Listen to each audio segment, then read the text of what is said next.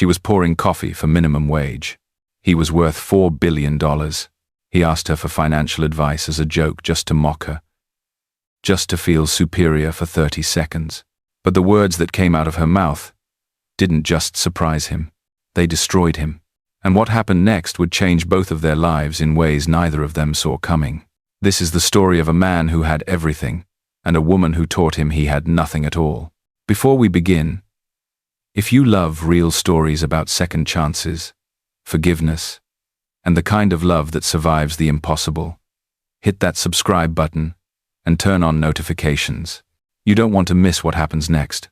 Marcus Hale didn't notice people anymore. Not really. Not the way most people do, with curiosity, with kindness, with the simple human acknowledgement that someone else exists and matters. He noticed portfolios, stock tickers, quarterly reports,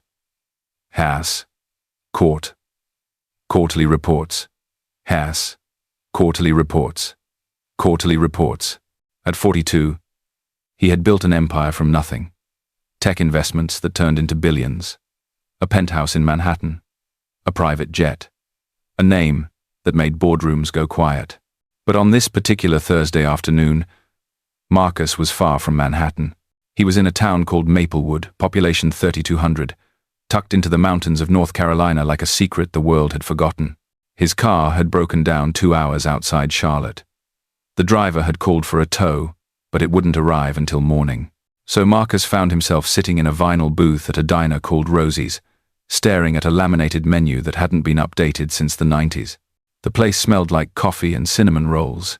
It was quaint in a way that made him uncomfortable. She appeared with a pot of coffee and a smile that didn't ask for anything in return. Her name tag read, Clara. Mid-30s maybe. Brown hair pulled into a ponytail. Eyes that carried something quiet and steady, like still water. She poured his coffee without a word, set down a small cup of cream, and turned to leave. Marcus didn't know why he spoke. Maybe it was boredom. Maybe it was the strange lightness of being anonymous for the first time in years. Or maybe it was the arrogance of a man who had forgotten what it felt like to be humbled. He leaned back in the booth and smirked. "Hey," he said. "You look like someone who's good with money." I do. Clara paused, turned back. Her expression didn't change. "I manage," she said simply. Marcus grinned. "This would be fun.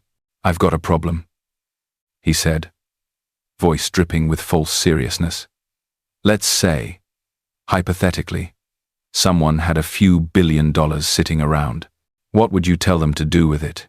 He expected her to laugh, to blush, to stammer, something sweet and naive.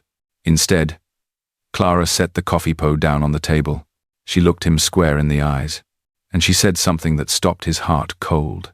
"I'd tell them to figure out why they're so empty that they need to mock a stranger just to feel something." The diner went silent. Not because anyone else had heard, but because Marcus felt like the entire world had just tilted on its axis. Clara picked up the coffee pot, her face calm, unbothered. "Let me know if you need anything else," she said softly, and she walked away. Marcus sat frozen, his pulse hammered in his ears.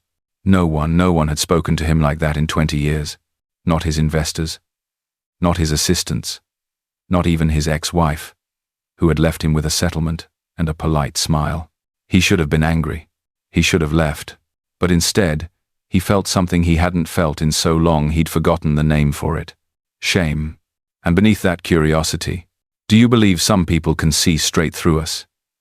Even when we've spent years building walls? Tell me what you think. Tell me what you think. Tell me what you think. Tell me what you think. Tell me what you think. Tell me what you think. Tell me what you think. Tell me what you think. Tell me what you think. Marcus looked down at his coffee. His hands, for the first time in years, were unsteady. He didn't leave. He stayed in that booth for 2 hours, pretending to work on his phone, ordering pie he didn't eat, waiting for her to come back. When Clara finally returned to refill his cup, Marcus spoke again, but this time, his voice was different. Quieter. Real. "I'm sorry," he said. Clara paused. She studied him for a moment, like she was deciding whether he meant it. Then she nodded. Apology accepted. She started to turn away again, but Marcus couldn't let her. Wait, he said, please. She looked back.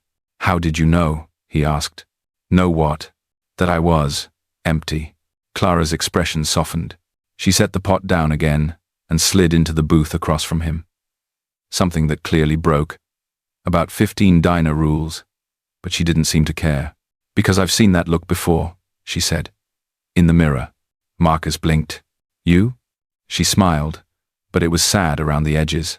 You think waitresses don't have stories? She asked gently. And for the first time in a very long time, Marcus Hale realized he had no idea what to say, because he had never, not once, thought to ask. Clara didn't wait for him to recover. She folded her hands on the table and leaned back, her eyes scanning his face like she was reading a book she'd seen 100 times before. You want to know my story? She asked. Marcus nodded, still off balance. 5 years ago, Clara began, her voice steady but soft. I was you. He almost laughed. Almost. But something in her tone stopped him. Not a billionaire, she continued. But successful. I had a finance degree from Duke. I worked at an investment firm in Charlotte, corner office, 6 figures. I wore heels that cost more than my rent here. Marcus stared. This woman, this waitress in a small-town diner, had worked in his world. What happened? He asked quietly. Clara's smile faded. My daughter got sick. The words landed heavy. Leukemia, she said. She was 8 years old. The treatments were experimental. Insurance wouldn't cover most of it. I spent everything I had. Sold everything I owned. Took out loans I'll be paying off for the rest of my life. Marcus felt his chest tighten. And? He whispered. Clara's eyes glistened. But she didn't look away. She lived, she said. She's 13 now. Healthy. Happy. She wants to be a veterinarian. Relief washed over Marcus, but it was laced with something else. Guilt. I lost my career, Clara continued. Lost my apartment, my car. My so-called friends stopped calling. I moved here because it was cheap and quiet, and because my sister lives 20 minutes away. She gestured around the diner. This job pays the bills. Barely. But it's enough. Marcus didn't know what to say. He had never met someone who had lost everything and wasn't bitter. How are you not angry? He asked. Clara tilted her head. At what? At the world. At the unfairness of it all. She shook her head slowly. Because anger wouldn't have saved her, Clara said. And it wouldn't save me now. She stood up, smoothing her apron. Money isn't evil, Marcus, she said. But it makes a terrible god. Buy. Money. Money. It makes a terrible god. His breath caught. She knew his name. Clara must have seen the shock on his face, because she smiled this time with a hint of amusement. You're Marcus Hale, she said. I figured it out about an hour ago. Googled you while I was in the back. He felt exposed. Naked. Are you going to ask me for money? He asked, hating himself the moment the words left his mouth. Clara's smile didn't falter. But something flickered in her eyes. Disappointment. No, she said simply.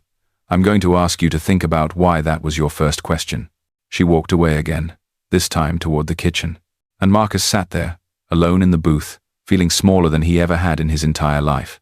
If you were in her place, would you have responded with grace or bitterness? I'd love to read your thoughts. That night, Marcus checked into the only motel in Maplewood. It had floral bedspreads and a Bible in the nightstand drawer. He couldn't sleep. He kept replaying Clara's words. Money makes a terrible god. He thought about his penthouse empty except for expensive furniture he never sat on. He thought about his assistant, who scheduled his life down to the minute, but didn't know his favorite color. He thought about his ex-wife, who had once told him he loved his portfolio more than he'd ever loved her. She'd been right. At 2 a.m, Marcus opened his laptop. He pulled up Clara's name, Clara Morales, and started digging. It didn't take long. Public records showed the medical debt. The bankruptcy filing from 3 years ago. A fundraiser page that had raised $4,000 when she'd needed $50. But there was something else. An old article from a Charlotte business journal. Rising star, Clara Morales, predicts market shift, and she's right. The article was from 6 years ago. Clara had called a downturn 3 months before it happened, saved her firm millions. She hadn't just been good. She'd been brilliant. Marcus closed the laptop. And for the first time in years, he felt something that wasn't ambition or pride. He felt ashamed. The next morning, Marcus went back to Rosie's. Clara was wiping down tables, her daughter's photo clipped to her apron pocket. When she saw him, she didn't smile. But she didn't frown either. She just waited. Marcus approached slowly, like he was walking into a confessional. "I want to hire you," he said. Clara blinked. "Excuse me?" "As a financial consultant. For my portfolio. My investments. I'll pay you whatever you want." "Now." Clara set down her rag. "Marcus, you were right," he interrupted. "About everything. I'm empty. I've spent 2 decades building an empire, and I don't even know what it's for. But you lost everything and you're still standing. You understand something I don't." Clara crossed her arms. "And you think you can buy that understanding?" "No," Marcus said quickly. "I think I can learn it. If you'll teach me." Silence. Clara studied him for a long moment. Then she shook her head. "I don't want your job, Marcus," she said gently. "But I'll make you a deal." He leaned forward. "Stay," she said. "Stay in Maplewood for 1 week. No laptop.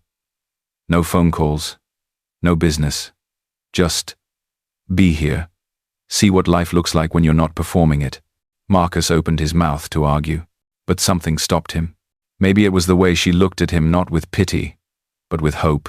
Or maybe it was the terrifying thought that if he left now, he'd never feel anything real again. "Okay," he whispered. Clara's face softened. "Okay." And just like that, Marcus Hale, billionaire, mogul, untouchable, agreed to spend a week as a nobody in a town he'd never heard of. He had no idea it would be the week that saved his life. The first day was unbearable. Marcus woke up at 6 out of habit, reached for his phone, and remembered his promise. No laptop. No calls. He sat on the edge of the motel bed and stared at the wall. By 7, he was pacing. By 8, he walked back to Rosie's, desperate for something to do. Clara was already there, setting up for the breakfast rush. When she saw him, she tossed him an apron. "You want to stay busy," she said. "Bus tables." Marcus stared at the apron, like it was a live grenade. "You're serious. Dead serious." So Marcus Hale, worth $4 billion, spent his morning clearing plates and refilling coffee. He was terrible at it. He spilled cream on a customer's lap. Forgot 3 orders. Broke a glass. But Clara didn't yell. She just corrected him, patiently, the way you'd teach a child. And slowly, something strange began to happen. He started to notice things. The way the regulars knew each other's names. The way old George always ordered decaf, but Clara brought him regular because he liked the taste better. The way a young mother counted her change twice before ordering, and Clara always slipped an extra muffin onto her daughter's plate without charging. Kindness, Marcus realized, wasn't a transaction here. It was a language. On the 3rd day, Clara invited him to dinner. Not at a restaurant. At her home. It was a small rental house with a sagging porch and a garden out front. Inside, it smelled like garlic and tomatoes. Her daughter Lily was setting the table. She was small for 13, with Clara's eyes and a shy smile. When Marcus walked in, Lily looked up. "Mum says you're learning how to be a normal person," she said. Marcus laughed, actually laughed. Something like that.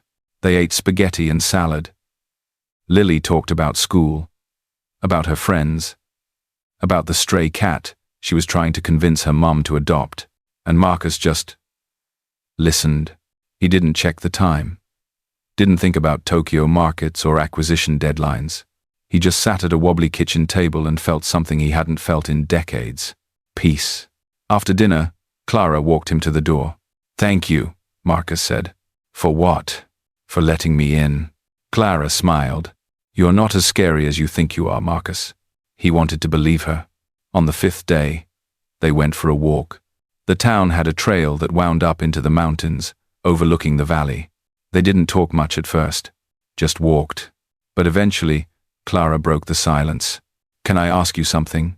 "Anything," Marcus said. "Why did you really stay?"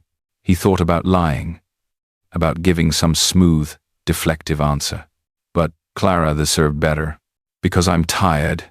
he admitted. I'm tired of pretending I'm happy. Tired of building things that don't mean anything. Tired of being alone. Clara stopped walking. She turned to face him. Her expression soft. You're not alone, Marcus, she said. You've just been surrounding yourself with the wrong people.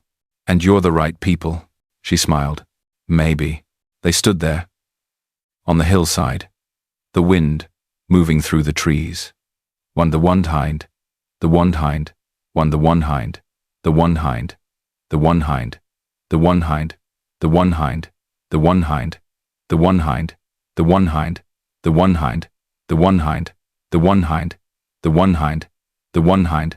The one hind. The one hind. And Marcus realized, with a clarity that felt like waking up, that he didn't want to leave. Not in 2 days. Not ever. On the 6th night, Marcus made a decision.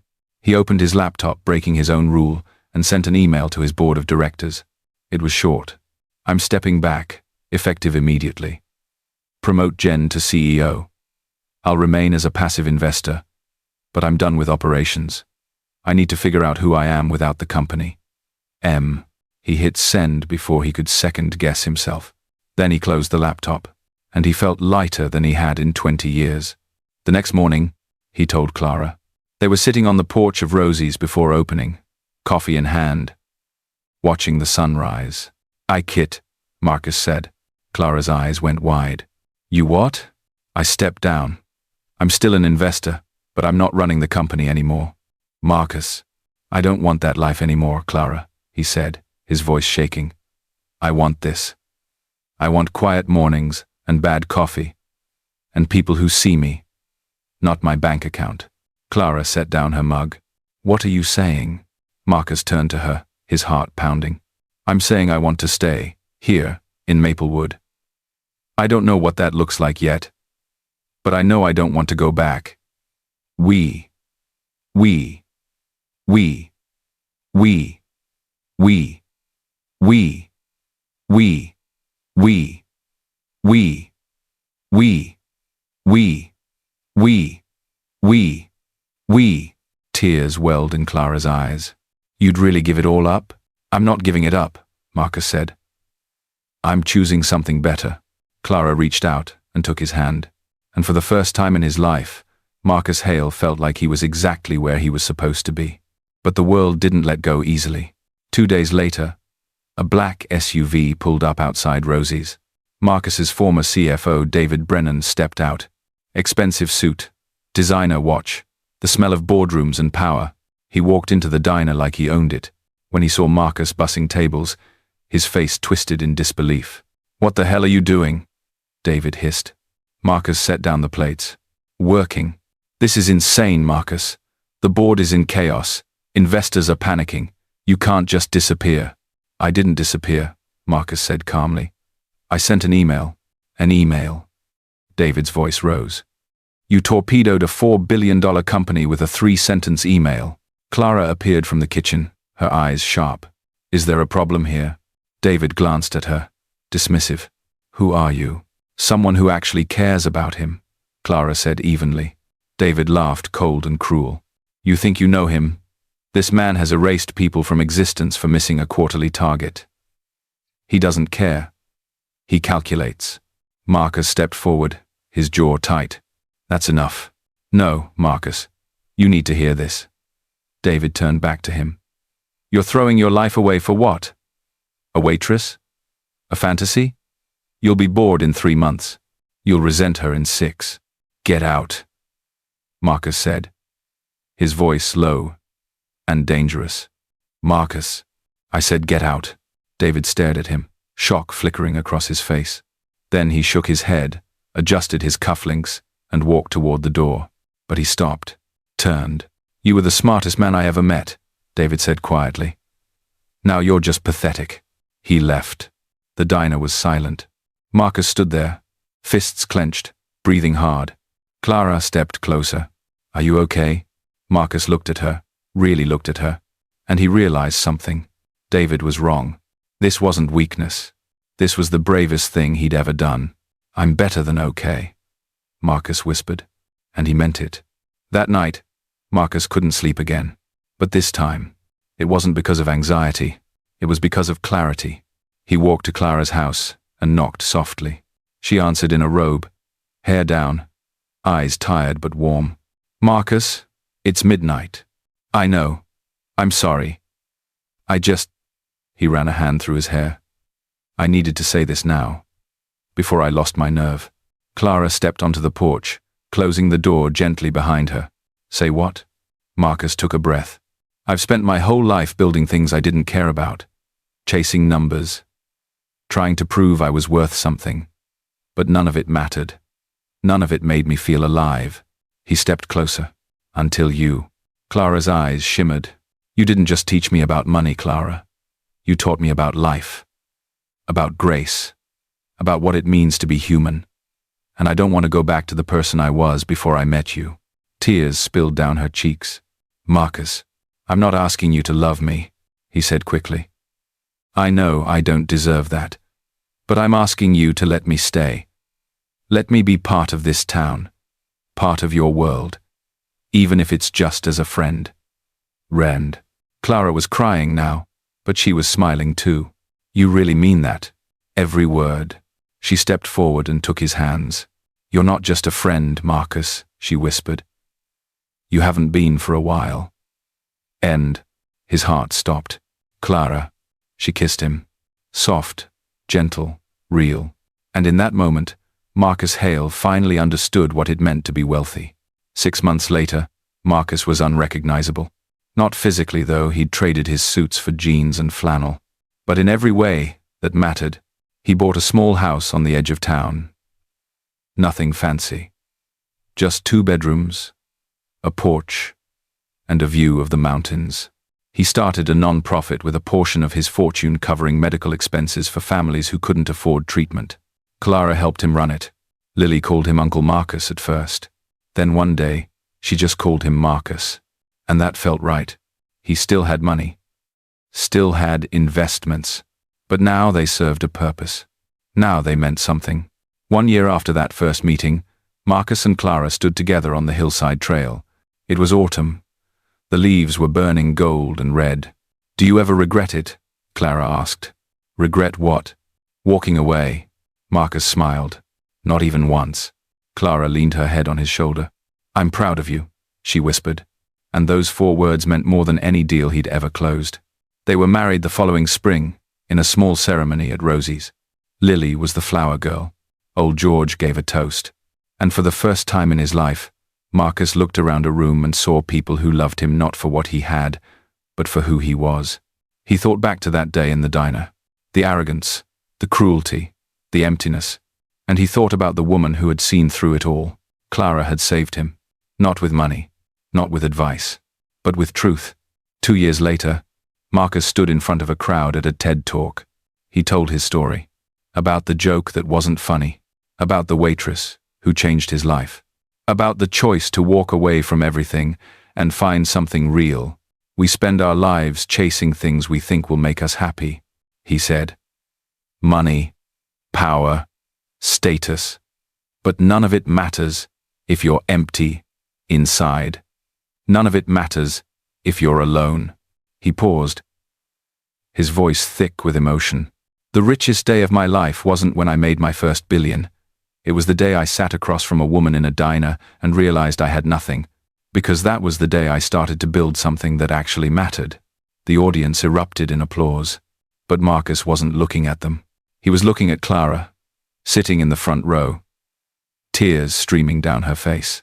And he knew that he'd finally found what he'd been searching for his entire life. Not success, not wealth, but home. What did you feel in this ending heartbreak? Hope, or both? Share it below. Because sometimes the greatest fortunes aren't found in what we accumulate. They're found in what we're brave enough to let go. And sometimes, the people we underestimate are the ones who save us. Marcus learned that, and it changed everything. If this story moved you, don't keep it to yourself. Hit that like button. It tells me these stories matter to you. Drop a comment below and tell me what you felt. Did Marcus's transformation inspire you? Would you have had the courage Clara did? I read every single one, and your words fuel the next story. And if you're new here, subscribe and turn on notifications. Because every week, I bring you stories that will make you feel something real. Stories about love, redemption, second chances, and the moments that change everything. You're not just watching a channel. You're part of a community that believes in the power of storytelling. So stick around. There's so much more to come.